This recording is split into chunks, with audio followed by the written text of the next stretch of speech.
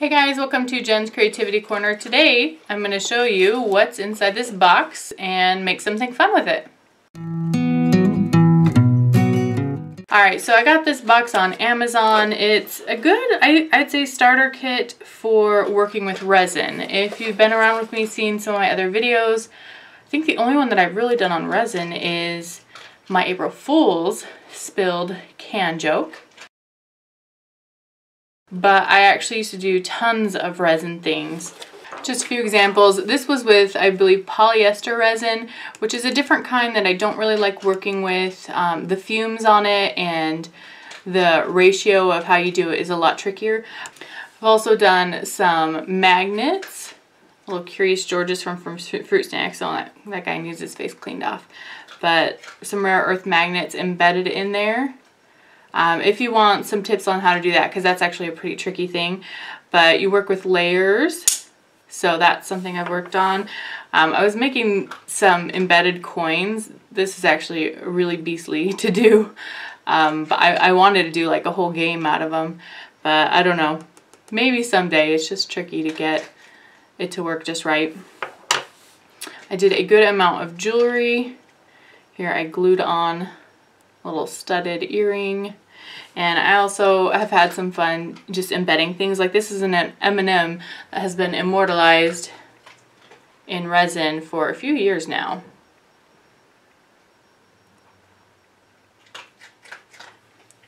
So anyway, these are just a few examples of things I've done.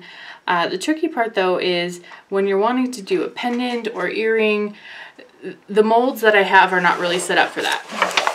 So this is just an example of one of the molds that I have. So if you want to make an earring out of this or a pendant, either you have to glue something on the back or you have to somehow embed it in there, which is a lot trickier, takes a lot more time because you have to layer things, or you have to have a drill press, which I don't. So your options are a little more limited, especially if you want to do something clear, so you don't want to glue something on the back. And so that's just an example of a regular standard mold you would have. One problem though, as you'll see here, this has been in here for who knows how long because I can't get it out. Like it just won't budge. And most of these actually are filled with a bad batch that just wasn't mixed properly. Maybe it was a little too old. It didn't cure properly. And it's really tricky to get these out. So it's kind of like sometimes you just waste your mold. But either way, this kit made me curious. So I feel like this is a good starter kit because you'll get so much stuff. Like you don't have to just buy it piece by piece like the other molds I have. So in here you get two basic molds. You know, actually there's more than that. There's one in here and there's a bracelet one that I think I left in my office. But anyway, there's a few different options here. And the thing that really intrigues me about these is you can see there's a little spot that's in there that is going to create a hole. So you don't have to drill in, you automatically get a spot to make this a necklace or an earring with a ring. Ooh, that's cute. I didn't realize those were... Anyway, so I'm excited to try these. And what I didn't say is that these are like silicone. They're bendable. So I am hoping that that means it will help with release easier. I also like that these, especially like these little gem ones in here, they're 3D. So you can actually make like a gem-like shape. It's not just a flat mold. I mean, these other ones that I have, you know, they've got like bumps on the inside, but you know, they all have to be flush on the back. But that's not the case with some of these. They actually go up. So anyway, I'm excited to try these. I'm just going to dabble with it today. So these are little finger gloves, little finger cots. So if you don't want to put on full gloves to keep yourself clean, you really shouldn't get this stuff on your skin. I had before. It's not like I died. It's not like it was impossible to get off. It's just not really recommended.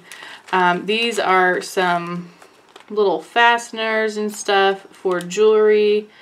I'll be honest, I'm not sure how that plays with the way the molds are shaped, but we'll experiment. So some tools we've got here. I think, you know, maybe for stirring, maybe if you need help prying them out, not quite sure yet.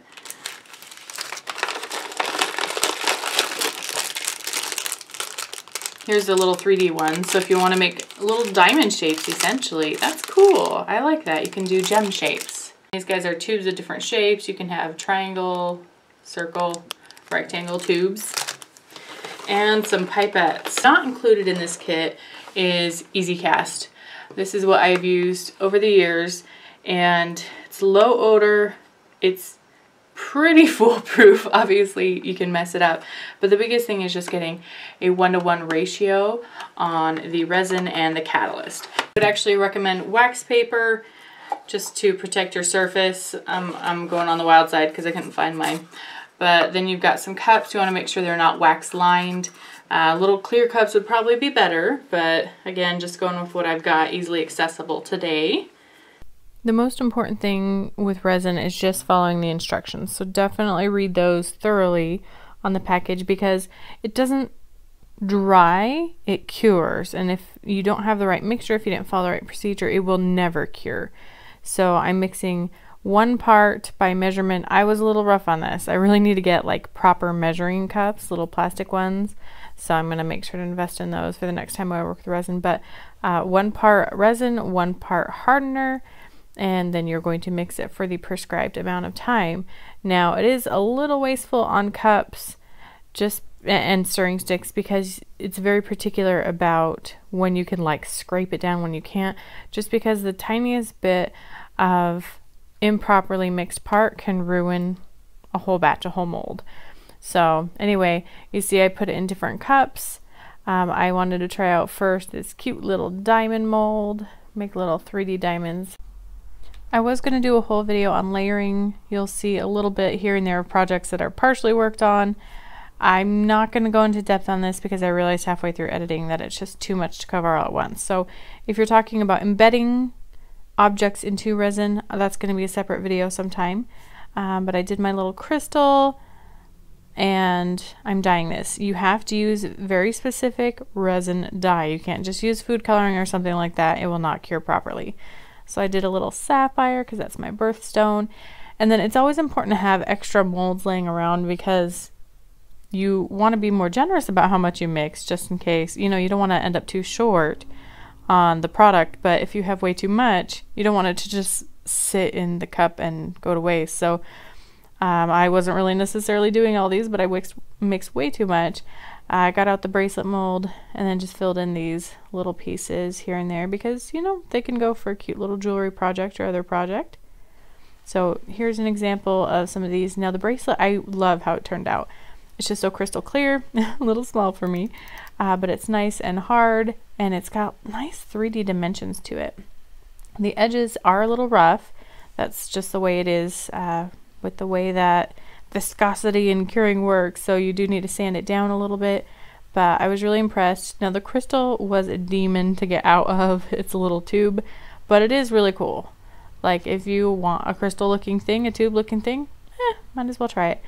The diamonds, I absolutely love them. I'll probably use them in like my little makeup area for decoration, and I just think they turned out so well. It'd be great for like a bridal shower or a wedding, and you can customize them. Again, you could probably embed something in there, but that'll be another video. So anyway, I've got these little guys. Now there's a soft cure within about 24 hours. They'll come out like this, but you gotta be careful. You probably should use gloves so you don't get little fingerprint marks. Hard cure within 72 hours. Now with some of these, I was just sloppy and I ruined it basically. Like especially this triangle, got way too much over pour. That's really not gonna be worth my time to like sand that down, that kind of thing. So just be careful when you're pouring. Take your time. Don't be sloppy. I love these little pieces on this mold because I figure, you know, you lose something from your board game, you've got a new piece, or if you want to make your own board game. So that was my first piece coming out with the hole built in, and I'm just really excited about that. You have no idea until you make all these cute little resin things and you don't have a drill press. So I really enjoyed it. Now this one was a little closed off because I did over pour just the tiniest bit, so I went over, like a very thin layer over that built-in hole. So I just used the little awls that they gave me and poked the hole in there, and it was all good to go. So again, with embedding, you do have to build up layers. You'll see as I go through this video, because I was trying to just be all-inclusive and go over all the things, but you want to build up layers. I did a little bit on the glitter one that I'm about to show you, but it's not terribly complicated. So I did a clear layer first that's already partially cured, and now I'm doing a layer with the glitter. I didn't mix it into the cup because I didn't want to waste a cup, so I just put it directly in there and was careful not to mix it too crazy, get too sloppy. This is really cute because they've got the little, I don't even know what to call it, the little slot for it to become a hole at the top, and two separate little ones that make a heart. So it's like a friendship necklace mold. But I'm just using chunky glitter. I don't think it looks as good as the fine glitters that you can use, but it's still cute. You can mix, you can match, you can do what you want with it. As with all of the craft products that I try and like, I try to put them in my Amazon shop, so check that out in the description down below if you're interested in the Easy Cast product, if you're interested in the molds. Also, I'm going to find some good measuring cups that I'd recommend. So one last thing I'll mention here, because of the mixing, you're going to get little bubbles you can see here on this clear diamond. That mostly dissipates, but you can use like a blow dryer or a little straw and blow on it, and that helps the bubbles pop. So ignore the top two. I'm going to go over that at another video, kind of the mess ups. But you can see here that triangle, it's just a waste. Like, that's going to be a lot of sanding and sawing off the edges, because once it's hard, it's hard. And just be careful not to over pour, but also not to under pour, so you have like a divot in your final product that you don't want.